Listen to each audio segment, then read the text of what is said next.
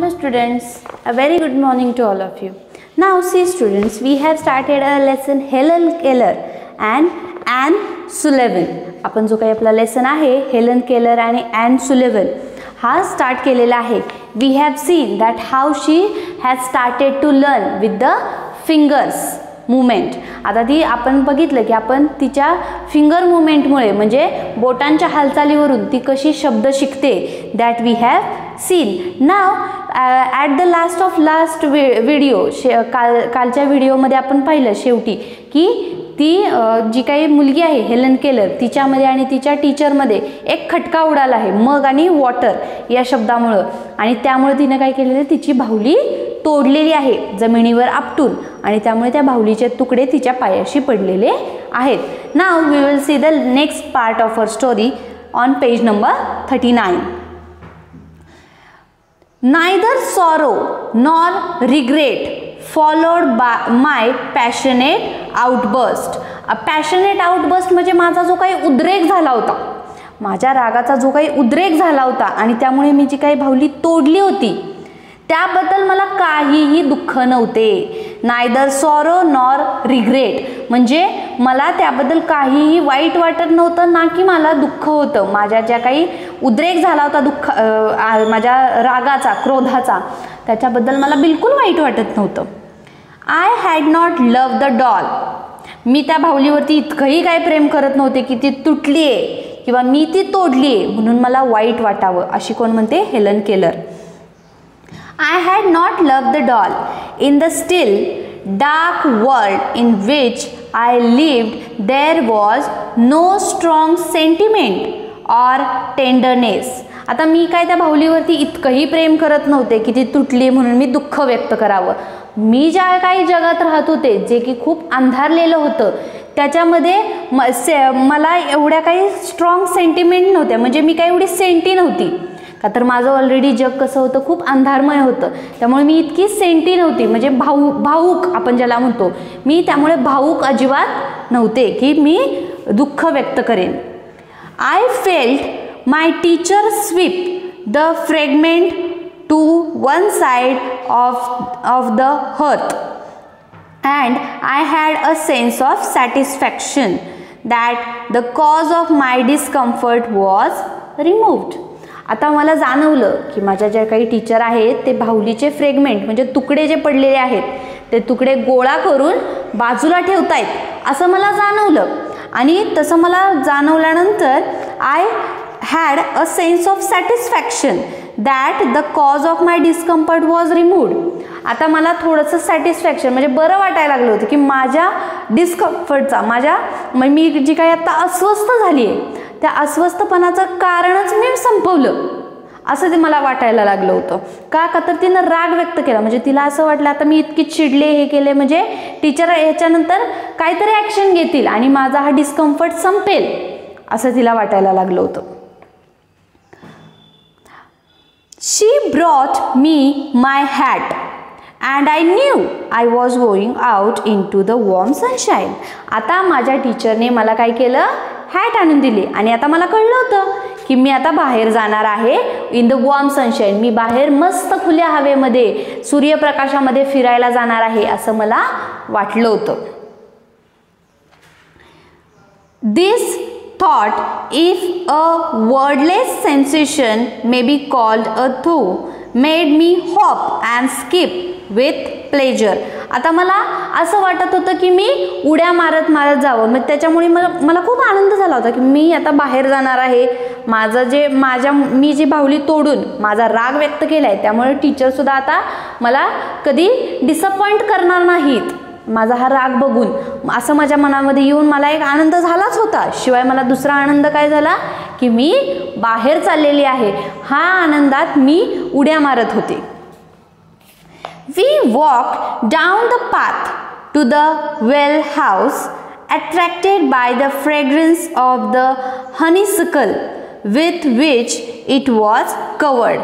आता ज्यावेळेस आम्ही चाललो होतो त्यावेळेस आम्ही कुठे गेलो well house attracted by the fragrance of the honeysuckle with which it was covered. आम्ही ज्यावेळेस रस्त्याने चाललो होतो त्यावेळेस आम्हाला एका हनीसकलचा जो काही स्मेल होता, I attracted to the smell of honeysuckle and I went to the well house. मी एका घराच्या बाजूला गेले की जिथं हनीसकलचा जो काही स्मेल होता तो मला अट्रॅक्टेड झाला.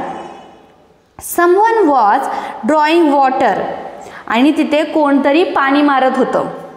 And my teacher place my hand under the spout, आणि तिथल्या नळाखाली किंवा त्या पाईपखाली माझ्या टीचरनी माझा हात धरला. म्हणजे तिथं कोणीतरी पाणी मारत होतं, बरोबर. मग त्या पाणी मारण्याच्या प्रवाहात माझ्या टीचरने माझा हात खाली धरला, पाण्याखाली. As the cool stream gushed over one hand she spelled into the other hand the word water. First slowly then rapidly. आता माझ्या हातावरती एका हातावरती पाणी पडत होतं आणि दुसऱ्या हातावरती टीचर स्पेल्ड वॉटर. एका हातावरती थंड पाण्याचा प्रवाह माझ्या हातावरती पडत होता आणि दुसऱ्या हातावरती माझ्या टीचरने वॉटर असं स्पेलिंग लिहिलं बोटाने, आणि पहिल्यांदा स्लोली लिहिलं अँड देन रॅपिडली. पहिल्यांदा खूप स्लोली लिहिलं WATER like that, and afterwards she spelled rapidly. आणि नंतर त्यांनी पटपट लिहिलं का तर तिला समजावं की आपल्या हातावरती जे पडतंय त्याला पाणी म्हणतात. हे समजण्यासाठी टीचरनी काय केलं, तिला बाहेर घेऊन आले आणि पाण्याच्या नळाखाली किंवा पाईपखाली प्रवाहात तिचा हात पकडला आणि दुसऱ्या हातावरती स्पेलिंग लिहिलं की जाणवून दिलं की वॉटर म्हणजे काय असतं. I stood still, my whole attention fixed upon the motion of her finger. आता मी स्तब्ध झाले होते किंवा शांत उभी होते आणि माझं सगळं जे काही अटेन्शन, सगळं जे काही लक्ष होतं ते कुठे होतं, टीचर स्पेलिंग काय करतायत याच्याकडे. My whole attention was on the spelling of the teacher. Was why, because she was spelling on my hand with the help of finger. माझं जे संपूर्ण लक्ष होतं ते पूर्णपणे टीचरच्या फिंगरकडे होतं की ज्या माझ्या हातावरती स्पेलिंग करत होत्या. Suddenly I felt a misty consciousness as of something forgotten, a thrill of returning thought, and somehow the mystery of language was revealed to me. I knew that then that water meant the wonderful cool something that was flowing over my hand. आणि थोड्याच वेळात जी काही mystery म्हणजे रहस्य होतं वॉटरमधलं आणि मगमधलं माझ्या मनामध्ये, ते मिस्ट्री जी होती वॉटरबद्दलची, रहस्य, पाण्याबद्दलचं रहस्य माझ्यामध्ये होतं ते उलगडलं.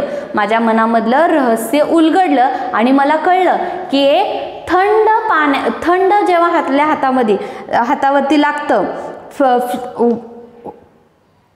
Cool something that was flowing over the hand, म्हणजे असं ते थंड, ते आपल्या हातावरती फ्लोईंग म्हणजे वाहणे, थंड काहीतरी की जे आपल्या हातावरती वाहू शकतं ते म्हणजे पाणी असतं असं मला शेवटी कळलं. आणि माझ्या मनामधलं जे काही रहस्य होतं पाण्याबद्दलचं ते उलगडलं. That living word awaked my soul, gave it light, hope, joy, set it free. आता जे काही तो लिव्हिंग वर्ड होता वॉटर, याच्यामध्ये ह्याच्यामुळे काय झालं, अवेक्ट माय सोल म्हणजे माझ्या मनाला त्या शब्द मला कळल्यामुळे माझं मन जागं झालं होतं. अवेक्ट माय सोल, सोल म्हणजे मन किंवा आत्मा ज्याला म्हणतो आपण, किंवा माइंड, ते काय झालं होतं, जागं झालं होतं. आणि गेव मी लाईट, मला एक प्रकाश मिळाल्यासारखं वाटत होतं. होप म्हणजे आशा आली होती. Joy Anand. Set it free, आणि आता व्यवस्थित सगळं माझ्या मनामध्ये झालंय असं मला वाटत होतं. There were barriers still, it is true. हां, पण तिथं अजून काही अडथळे होते. बॅरियर म्हणजे अडथळे. अजून अडथळे अर्थातच होते, का तर मी अंध होती त्यामुळे अजून अडथळे नक्कीच येणार होते. पण आत्ता जो काही माझ्या अभ्यासात अडथळा आला होता तो बाजूला झालेला आहे एवढी माझ्या मनामध्ये एक आशा निर्माण झाली.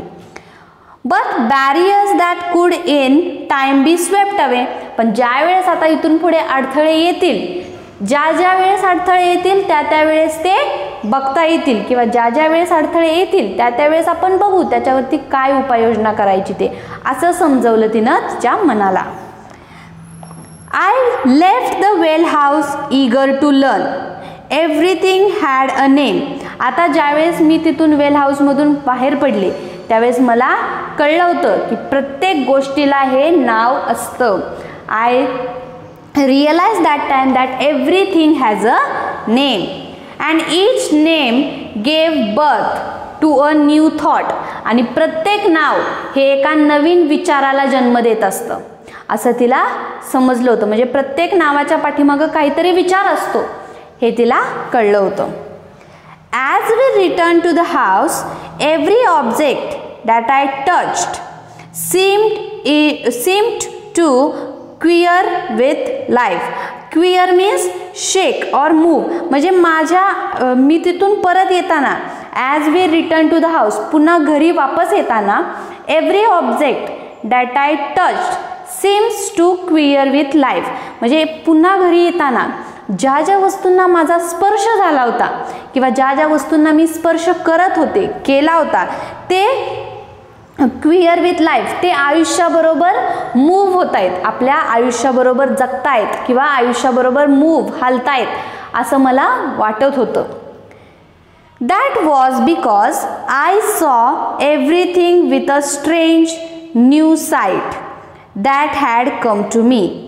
असं मला का वाटत होतं की आपल्या आयुष्याबरोबर झुलतंय किंवा प्रत्येक गोष्ट आयुष्याबरोबर झुलत आहे, हलत आहे, असं मला का वाटत होतं? Because I am seeing to everything with new sight. Sight म्हणजे दृष्टी. मी एका वेगळ्या दृष्टीने, वेगळ्या नजरेने प्रत्येक वस्तू ही बघत होती, त्यामुळे मला प्रत्येक वस्तू ही वेगळी वाटत होती. On entering the door I remembered the doll had broken. आता मी जेव्हा घरात परत आले तेव्हा मला लक्षात आलं की माझी बाहुली तर तुटलेली आहे. I felt my way to the hearth and picked up the piece. आता मला असं वाटलं होतं की आपण जी काही बाहुली तोडलेली आहे, माझी जी काही बाहुली तुटलेली आहे, now I have to pick up that pieces. आता मला वाटत होतं की त्या बाहुलीचे तुटलेले तुकडे आहेत ते उचलावेत. I tried vainly to put them together. Then my eyes filled with tears.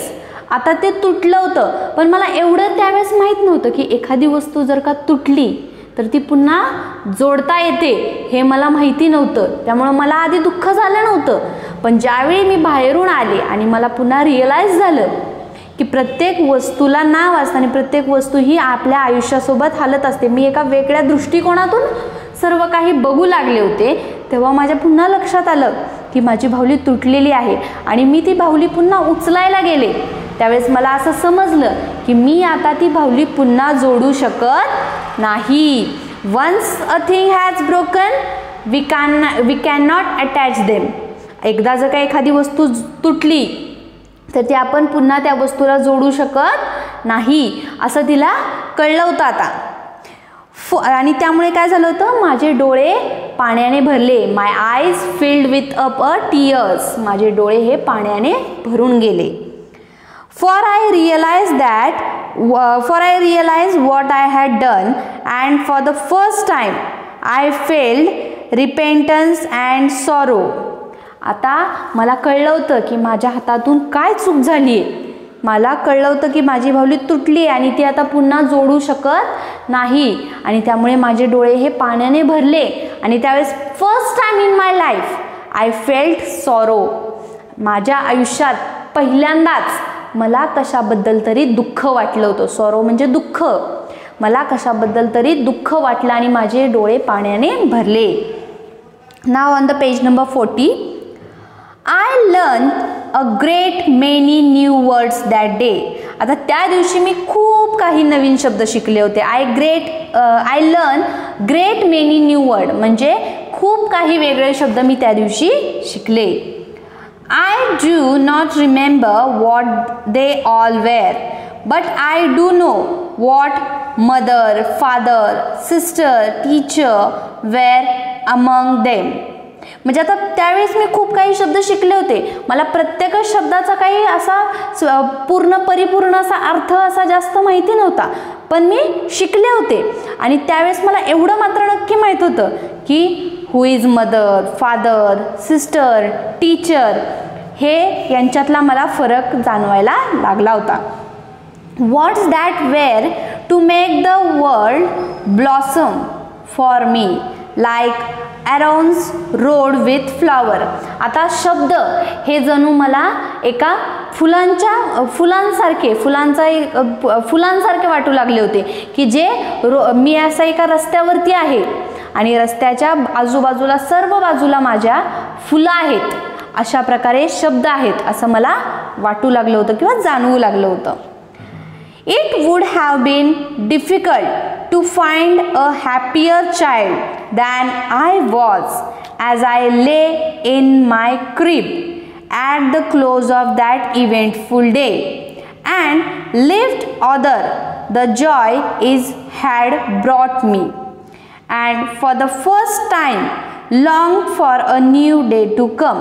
आता त्या दिवशी मी स्वतःला खूप आनंदी समजत होते की खूप सुखी आहे. I am the happiest person असं मी समजत होते. Y? Because I have learn many more things. त्या दिवशी मी खूप काही शिकले होते, खूप काही शब्दातला फरक शिकले होते. I have learn how to express sorrow. मला दुःख व्यक्त करायला सुद्धा यायला लागलं होतं, मला फिलिंग्स जाणवू लागल्या होत्या. मी खूप काही शिकले होते त्या दिवशी, त्यामुळे मी खूप आनंदी होते असं कोण म्हणते? Helen Keller. And she was very eager to know how the next day will come. Very eager म्हणजे ती खूप उत्सुक होती की आता दुसरा दिवस कधी येतोय, मी उद्या काय शिकणार आहे. आता रात्र झाली होती पण तिला उत्सुकता होती की उद्याचा दिवस कधी उजडतोय आणि मी उद्या आता नवीन काय शिकणार आहे, उद्या मला नवीन काय शिकायला मिळेल याबद्दल ती फारच उत्सुक होती आणि त्या उत्सुकतेतच ती तिची रात्र घालवली तिने. Now in the last stanza at the end of that story, शेवटचा जो काही स्टांजा आहे स्टोरीच्या शेवटी, त्याच्यामध्ये काही लाईन्स आहेत बघा. What Helen Keller said that these lines are there. Helen went on the become a graduate cum laude from Radcliffe. आता हेलन केलरबद्दल थोडीशी माहिती दिलेली आहे त्या लाईनमध्ये. तर हेलन केलर ज्या होत्या त्या नंतर त्या ग्रॅज्युएट झाल्या. कशामधून ग्रॅज्युएट झाल्या? तशाच त्या मूकबधीर शाळेतून किंवा अंध मूकबधीर मुलांची शाळा असते त्या शाळेतून त्या काय झाल्या? ग्रॅज्युएट झाल्या. She then devoted the rest of her life to teaching and giving hope to the blind and deaf. आता त्यांनी त्यांचं इथून पुढचं सर्व आयुष्य अंध मूकबधीर मुलांसाठी घालवायचं ठरवलं. त्यांना शिकवण्यासाठी, त्यांना नवीन नवीन गोष्टी अंमलात आणण्यासाठी किंवा त्यांना होप म्हणजे त्यांना आशा देण्यासाठी, त्यांना आनंद देण्यासाठी त्यांनी इथून पुढचं आयुष्य घालवायचं ठरवलेलं होतं. As her teacher had done, as the teacher had done म्हणजे जसं तिच्या टीचरनी तिला शिकवलं तसं तिला अजून दुसऱ्यांना घडवायचं होतं असं तिच्या मनामध्ये आलं. She and Annie remain friends until Annie's death. आता तिच्या ज्या टीचर होत्या त्या शेवटपर्यंत तिच्यासोबत होत्या. म्हणजे त्या दोघींची मैत्री कधीपर्यंत होती? जोपर्यंत तिच्या तिचे फ्रेंड जे आहेत किंवा तिचे टीचर ते मरण पावत नाहीत तोपर्यंत त्यांच्यामध्ये फ्रेंडशिप होती. Till the Annie's death. Annie was her teacher, आणि तिच्या टीचर होत्या, but she was her friend also. त्या तिच्या एक मैत्रीणसुद्धा झाल्या होत्या. मग त्या ॲनीजच्या डेथपर्यंत त्यांच्या दोघींमध्ये मैत्री ही कायम होती. And she was thinking to do something for deaf and blind children as like a teacher. असं तिला मनामध्ये खूप इच्छा होती की आपल्या टीचरप्रमाणेच आपण अंध मूकबधीर मुलांची मदत करावी. Now here we have done with our lesson.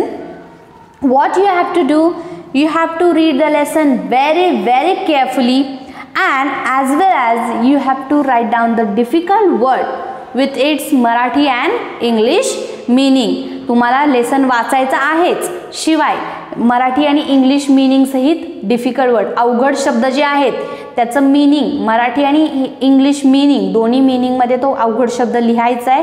And as well as a homework you have to solve the English workshop. Thank you.